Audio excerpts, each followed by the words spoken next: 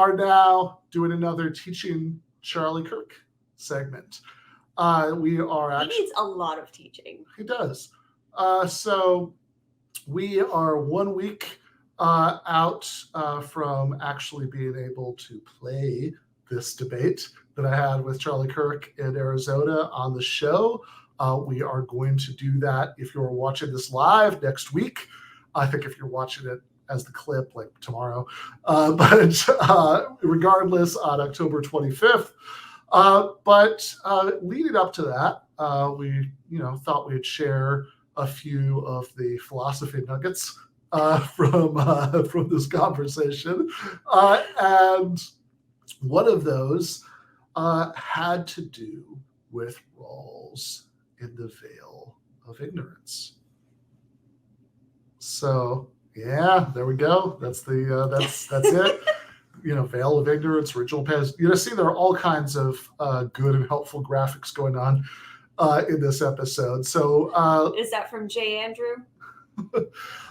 He assembled it into the GTA graphic, but this was a pre-existing thing that I was going to say that doesn't really look like his style. No, it's definitely not his style. This is a pre-existing graphic of the Veil of Ignorance that we that Andy hooked up with the GTA logo in the background, so we could show it here. I see there's someone with a dog there. I believe that's supposed to be a blind person. Oh, why can't it just be somebody with a dog? Oh, all right. Could be. I mean, he is holding a stick also. Okay, maybe he just thinks it's snazzy.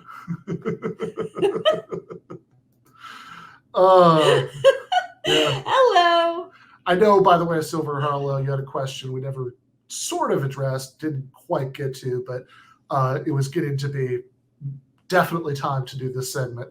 So we'll hope to address some of what you're asking about in future. Exactly. Yes. Exactly. Could be a person with a pimp can and a dog. Exactly. And by the way, I was dancing.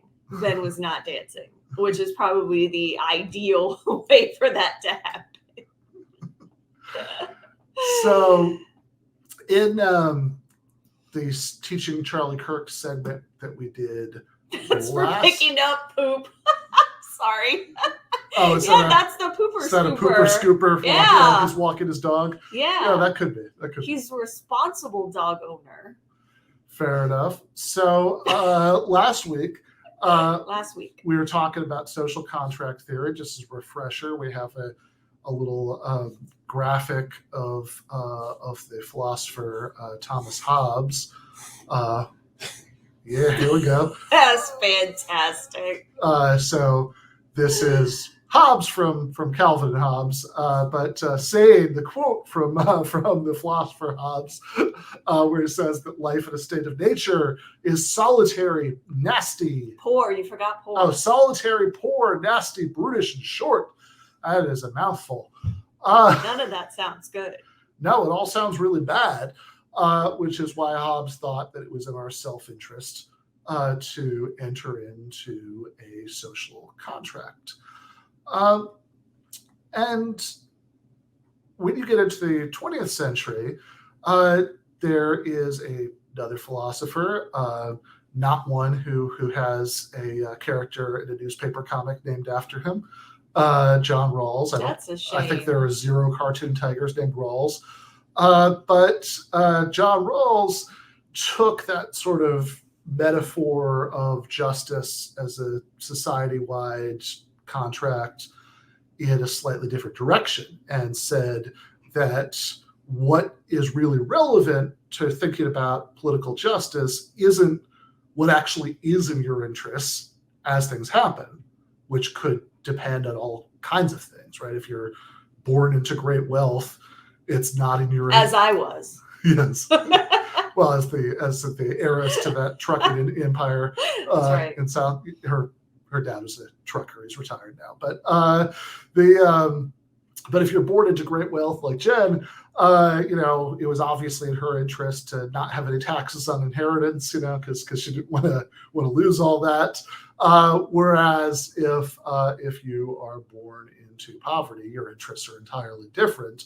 And so Rawls thought that what matters for justice is not what actually is in your interests as it happens, but calculations that you would make about your interests in a certain hypothetical situation, which would be behind the veil of ignorance. So tell us about the veil of ignorance, or the original position, which is the position that you're in when you're behind the veil of ignorance. When you are behind the veil of ignorance, you know basically nothing about yourself. You don't know your gender, your race, your financial situation, how smart you are, your physical abilities, whether you own a dog or not, pretty much anything that's relevant. You don't know any of these things about yourself. Right. So I think a pretty intuitive way of seeing why this makes a difference to what you'd want, what you would see as your interests in that situation, right? You're in the original position, you're trying to design a society, and you're going to have to live in it, but you don't know who you're going to be. That's right. You may be the able-bodied white man who owns a dog, but you may not. And the snazzy pimpkin. Or possibly a pooper scooper. That's right. Or you may be the black woman in a wheelchair who has no dog. So you don't know what you're going to be. So what do you want the society to be like once you go into it in this in your position that you don't know what it will be ahead of time? Yeah. And so the reason that this came up in the debate with Charlie Kirk, not the main part, which I think what he's showing actually in a few days as an episode of Debate Night with Charlie Kirk is like basically the first hour, and then there was a kind of post-game part. I think he's going to play a podcast. When they give us the video, it'll be the whole thing. We'll show the whole thing. But in the post-game part, we were talking about the wacky statements that he likes to make that we were talking about last week. There is no social contract. Your rights come from God. I didn't sign one. Yes, he didn't sign the social contract. And so we were getting into all that a little bit. And I started talking about Rawls and how I think that Rawls, that Rawls is a little thought experiment here. And, there are complications that we could bring up about sort of sophisticated criticisms of what Rawls is saying that somebody like G.A. Cohen might make and different responses to that. But trust me, none of that's going to be relevant to what happened in the Charlie Kirk debate. So I was bringing up... Are you just not going to show our faces or what are you doing here? Well, showing the people I think they've got it by now. The original, okay, everybody's mastered everybody's got it. Everybody's got the original position. This is not like the graph of the class, positions that we really had to study for a long time. Everybody's got the notion. So in this debate, right, I was pointing out that just like if you were in the original position, you're behind the veil of ignorance. You wouldn't want like Jim Crow laws in the society you were designing, because you'd be taking a risk that you'd be born black rather than white, and thus would be really harmed by such laws. Yes.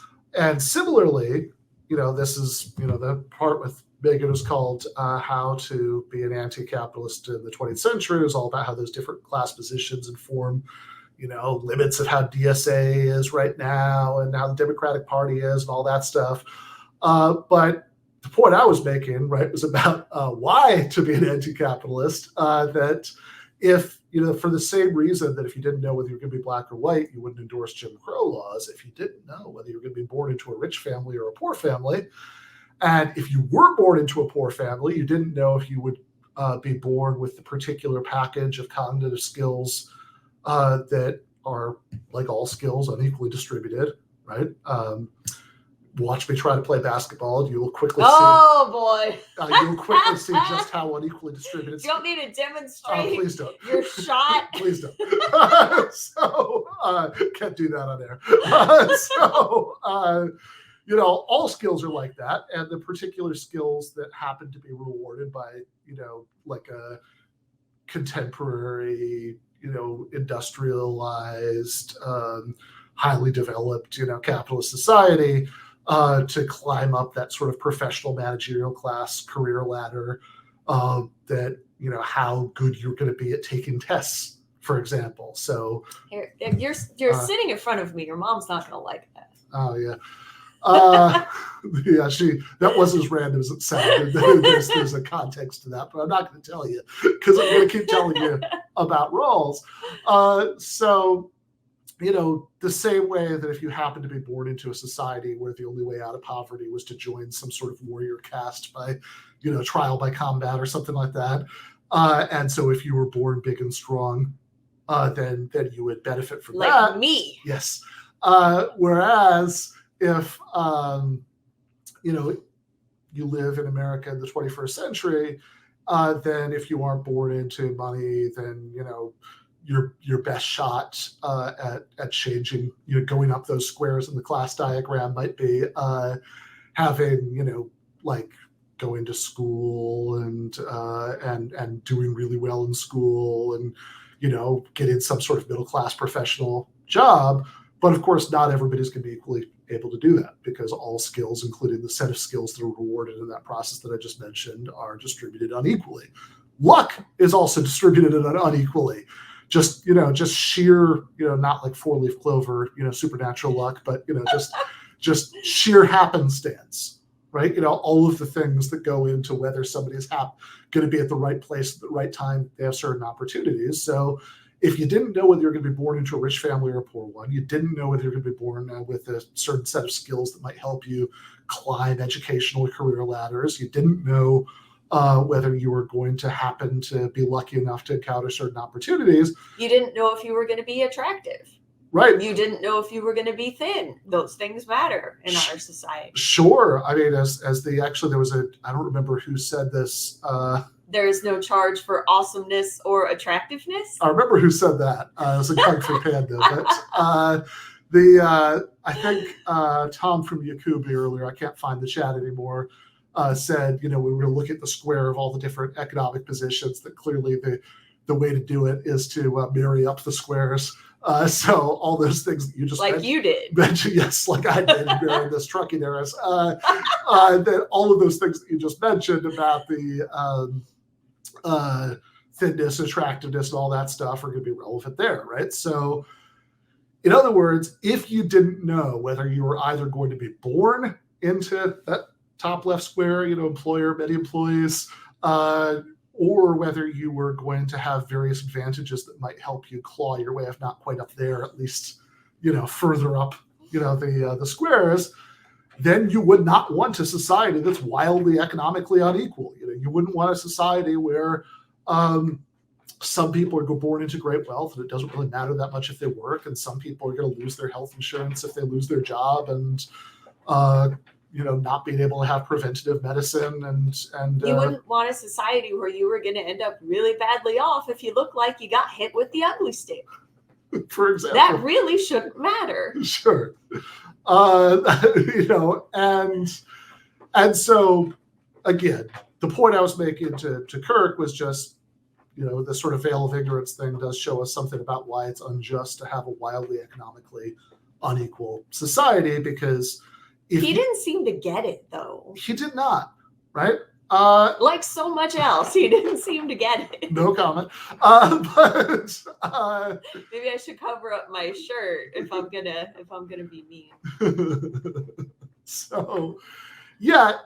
So the point is that Rawls's point is that what matters for thinking about justice is whether essentially you're taking everybody's interests into account in a certain way. And the way to see whether you're taking everybody's interest into account in the right way is basically to think, okay, would somebody agree to these social institutions if they didn't know weather factors outside of their control, like everything that we just went over, would dictate where they ended up. And, and he thinks, Rawls thinks no. I think no. I think no. Charlie Kirk seems to not understand. Yeah, he said, well, even if I was in, the original position, even if I had the veil of ignorance, I would still want a society that rewarded, natural rights to property and this and that. And it just seemed like, okay, he's just like listed off a bunch of moral and political commitments, but none of that really has anything to do with the question. Like, sure, I mean, you could have some sort of criticism of this way of thinking about justice, then you'd say it and we could discuss it. Or you could justify why it's okay to have crazy inequality, not like a little bit of inequality so people have incentives to do certain things that might benefit others, but crazy inequality. Average CEO, makes, 400 times the salary of the average worker kind of inequality. Nobody's working 400 times harder than anybody else, nobody's contributing. I feel like I work 400 times harder than some people, but not you. I didn't mean that as toward Ben, but yet you are not getting that CEO money from Georgia State. No, I'm not.